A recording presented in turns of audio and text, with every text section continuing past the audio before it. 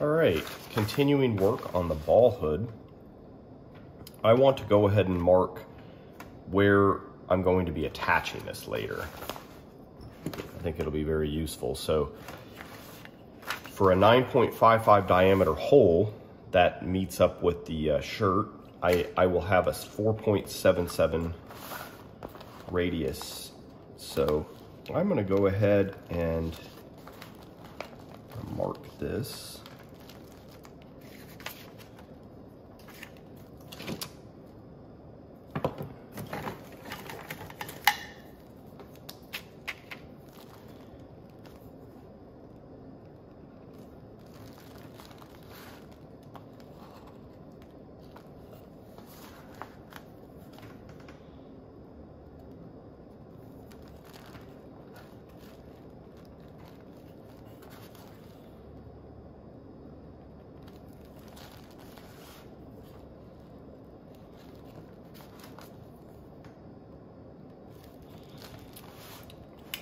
I'm just making some periodic marks so that I can kind of connect the dots later.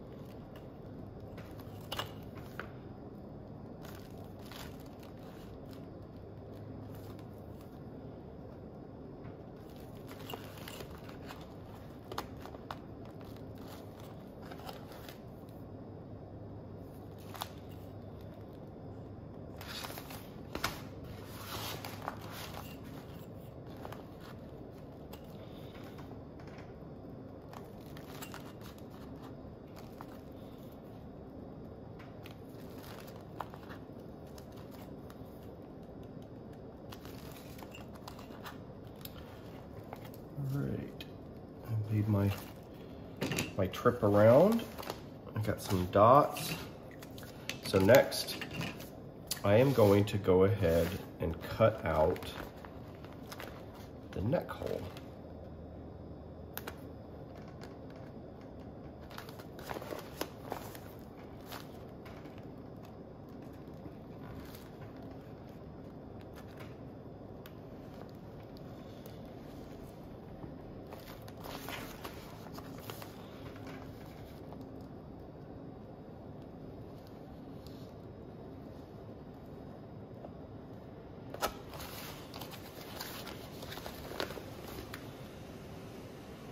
Basically just connect the dots, trying to kind of keep a curve to it. I don't want to necessarily do a straight line from dot to dot.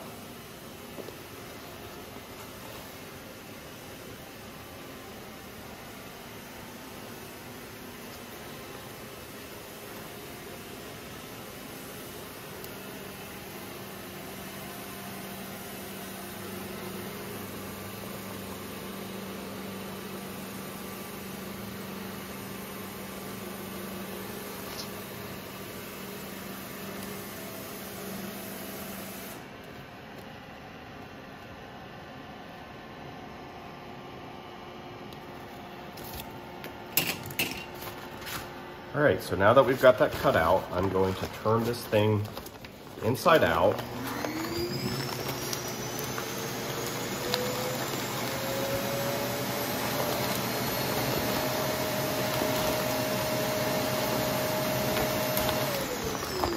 And I want to go ahead and finish my seam on my visor on the outside.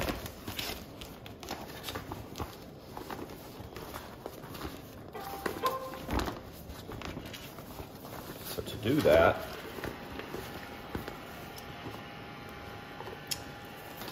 I believe that I'm going to want about 12 inches, but let's measure it.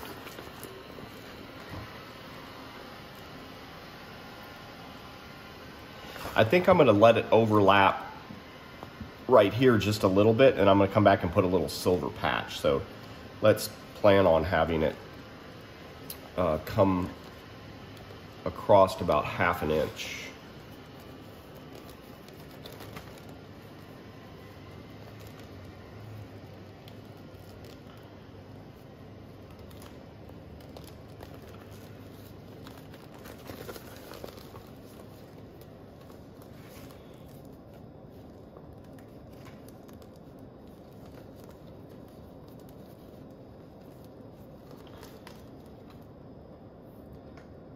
Looks like we'll go ahead and do 13 inches, and then that way we've got a little extra if we need to cut it.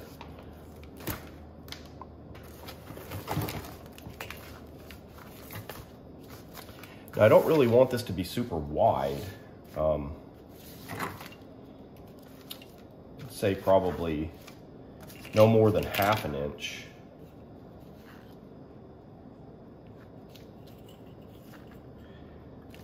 So we'll come down here.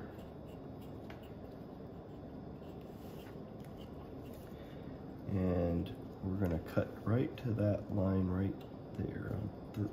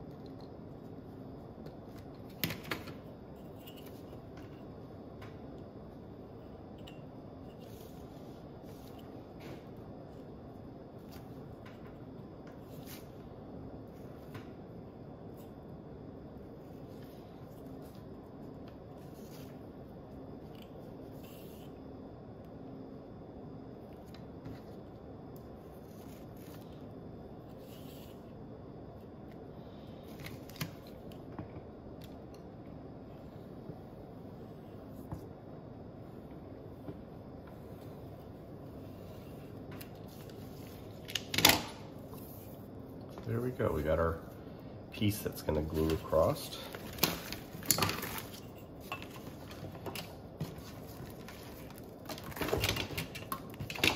I'll go ahead and round these ends on at least one end, because I don't know if we're going to trim the other one. We might.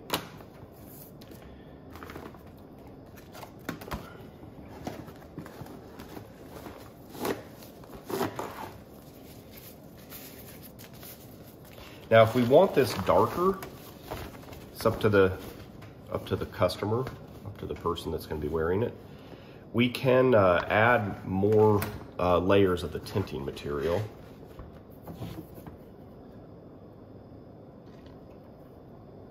We've done up to 3 for one customer that was going to be using it in a museum around kids, and so we actually did it 3 layers.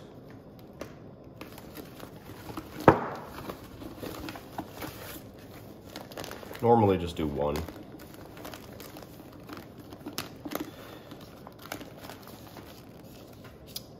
All right, so I've got my gloves and I've got my syringe. I do need a needle. Looks like I need to go ahead and grab that real quick.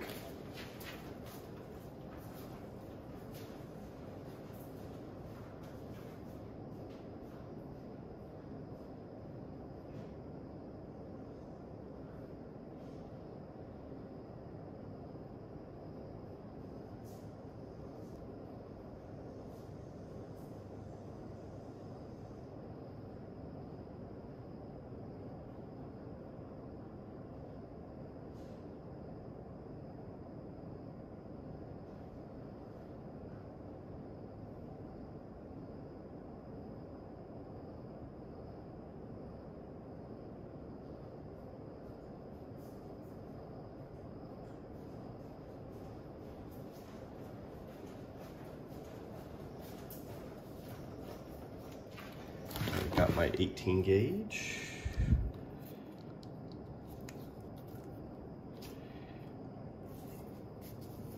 And I might as well actually go ahead and fill this syringe up while I'm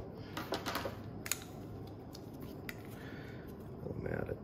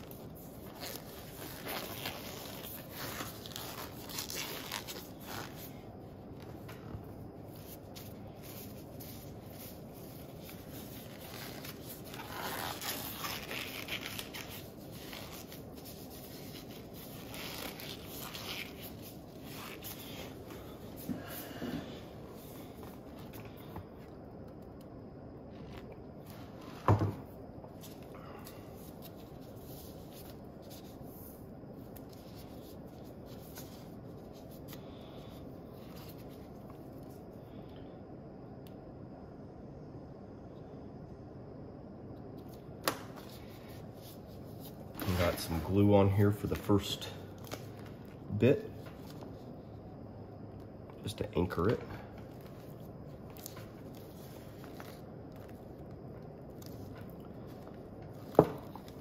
Now, as I go, I'm going to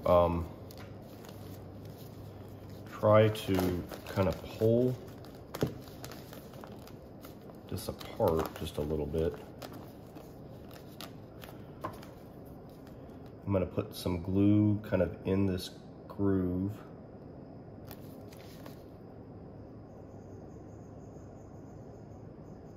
I'm only going to do about 1 inch at a time so that this looks good.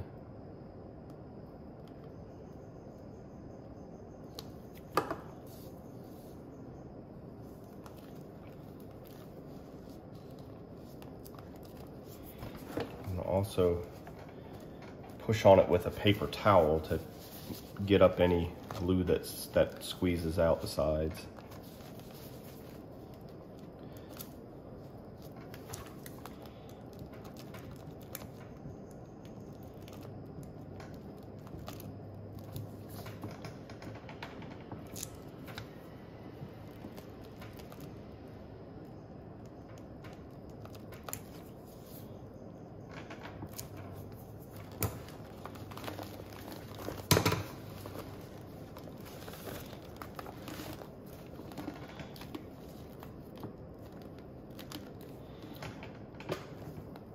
You can even elect to go with a smaller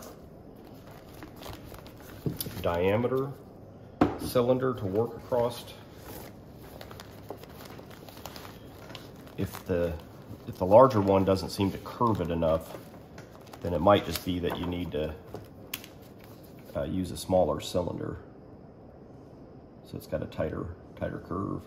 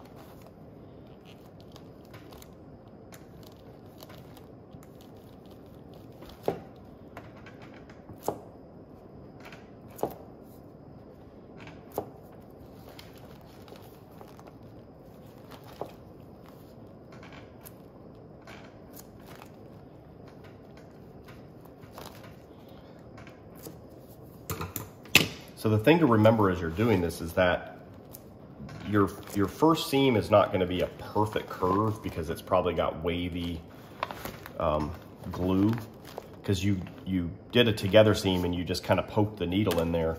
It's not going to maintain a perfect curve. It's going to be a little bit wavy because the glue, you know, kind of spreads unevenly when you're just injecting it in there. But when you come and fill it with glue in the crack, that kind of helps to even things out.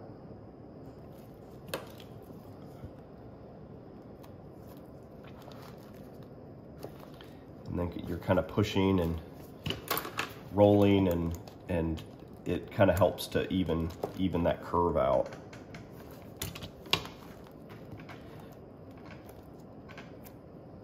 And you want to make sure that you've got glue from edge to edge. This thing's not very wide, and we want to make sure that it is strong. We also want to make sure it looks nice, since this is, you know, where everybody's going to be looking, and the person inside of it's going to be looking out of.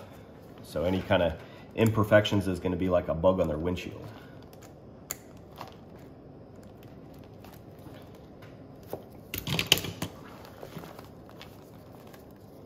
So that's why I'm only doing kind of an inch at a time, trying to just keep it nice looking.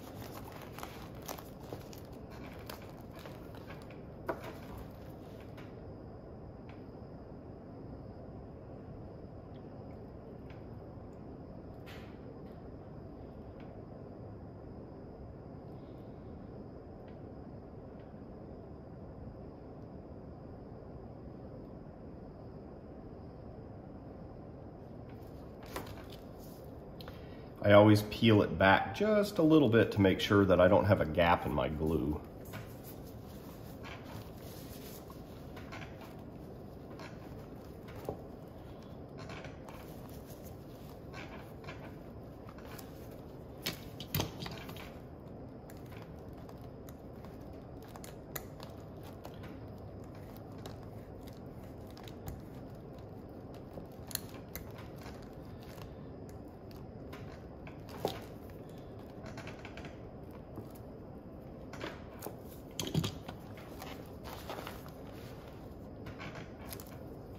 If you accidentally get some glue on an area, it's a good idea to go ahead and try to get it removed, even if you have to use a Q-tip with some acetone.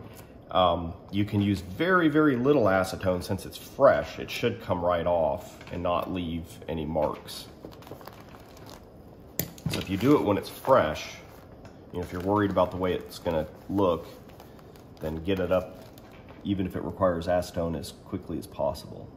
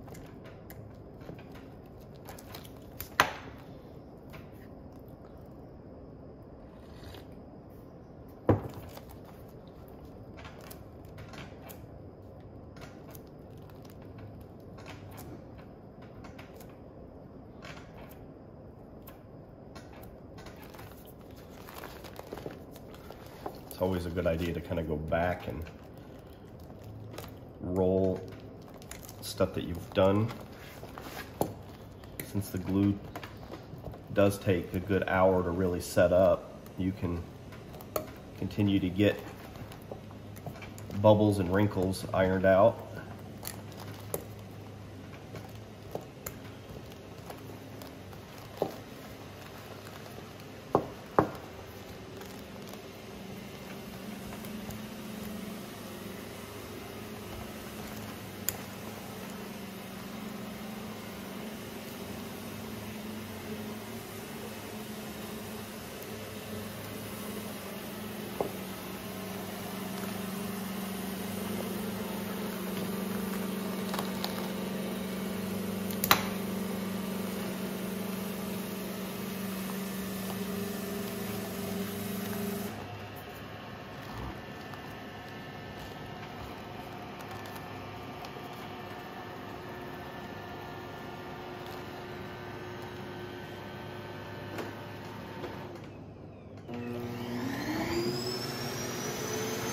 Sometimes if you put glue in the crack further than you do on the strip, it will glue, but your edge, it'll glue in the center because that you touched it, but it won't glue along the edges because you didn't have glue there. So it's always good to kind of pull it back to see what's going on. And if you need to apply a little bit of glue on the edge, you know, if you pull it back and then you can kind of pull it one way and pull it the other, you can kind of see maybe one edge doesn't have glue on it, you can kind of go ahead and add that. That's what I just did that time. It was glued in the center from touching the glue that I had put in the crack, because I had done it a little bit longer than I did on the strip itself. Basically just whatever it takes to get glue edge to edge. I'm gonna go ahead and cut this and round these corners. I'll let it overlap a little bit, and I'll come back and put some silver.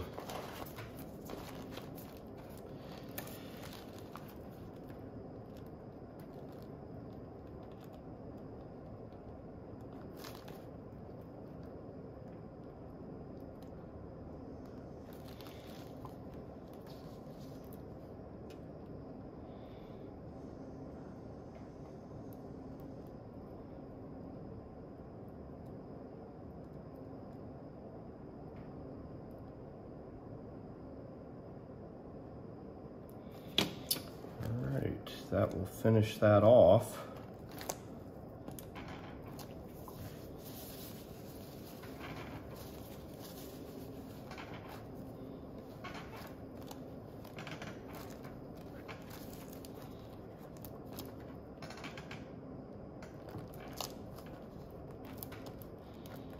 Trying to get down into all the little nooks right here, because it's kind of pinched inwards a little bit.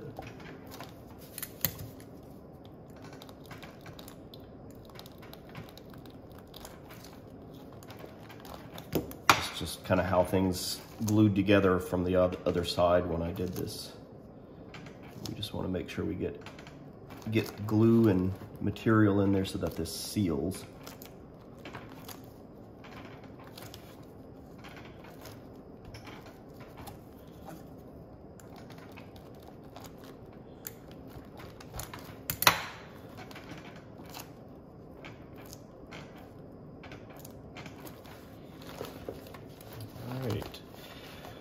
Well, I'm done, but I still need to probably roll this a few more times over the next 30 minutes, just to make sure I get a good bond, especially since this is such a narrow piece. I want to make sure I have a really good bond.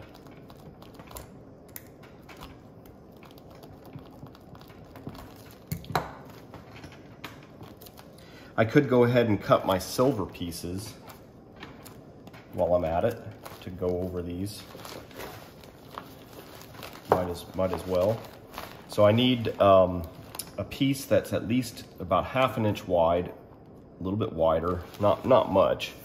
I can take some of this material here, and what I could do is I could use my my circle cutting tool and figure out what size circle makes sense.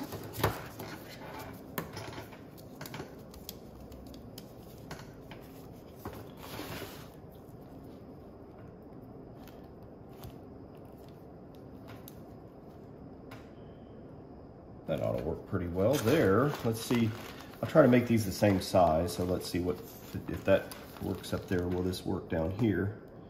And looks like, yeah. So I'll go ahead and cut out a couple of these.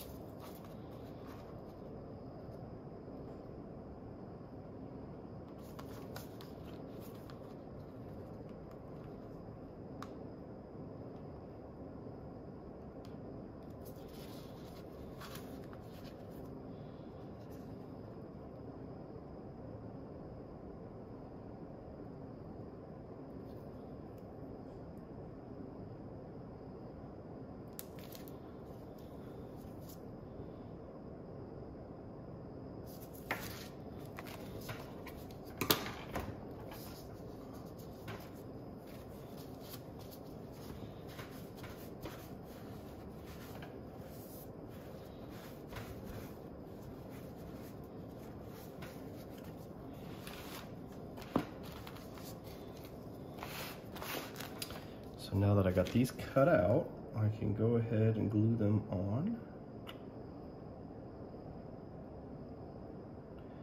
Make sure I got glue all the way to the edge. And then try to get some good alignment.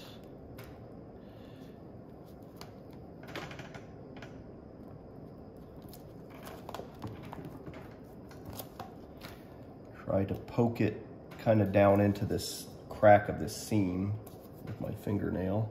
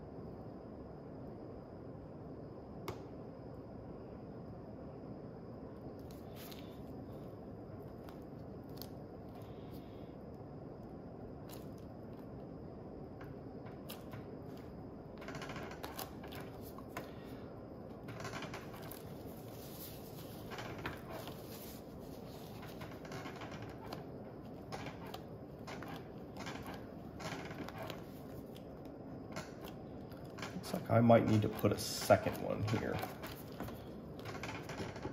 That one doesn't quite cover that up, so what I might actually do is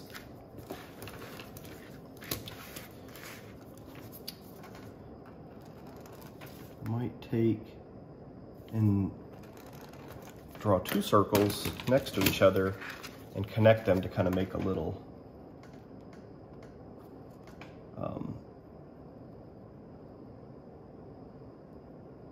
little short strip, kind of, basically, with rounded ends.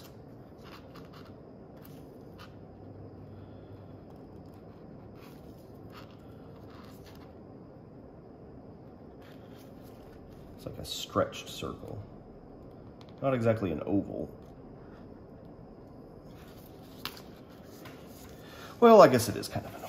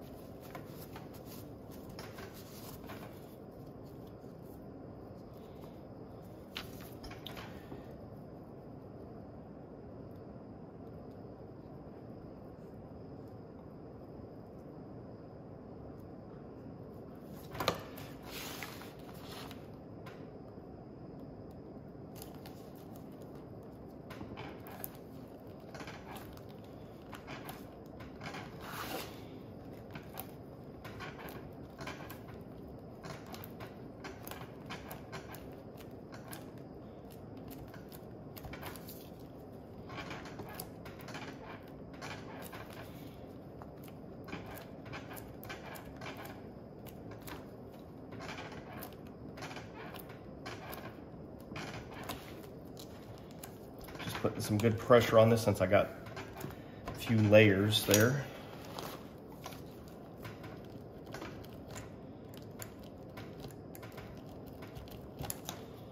All right, so that looks like that kind of finishes off my little visor window here.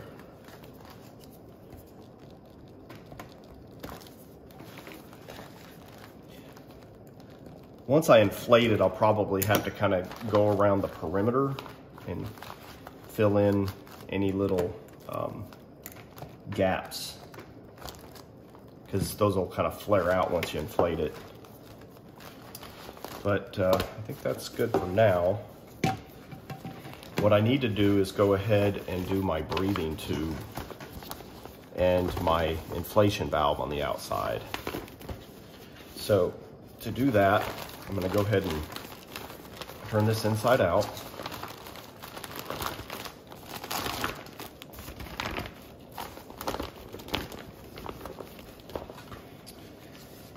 Go ahead and put my jar in here to have something to kind of work on.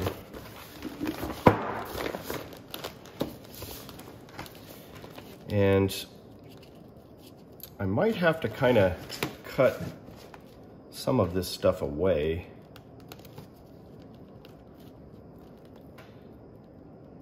It looks like it might not seal real well if I try to glue against all this like loose material that's sitting here. I guess I could try to glue it down, but it's got a lot of ridges and stuff from where the seams are popping up. So I'll just try to trim it back.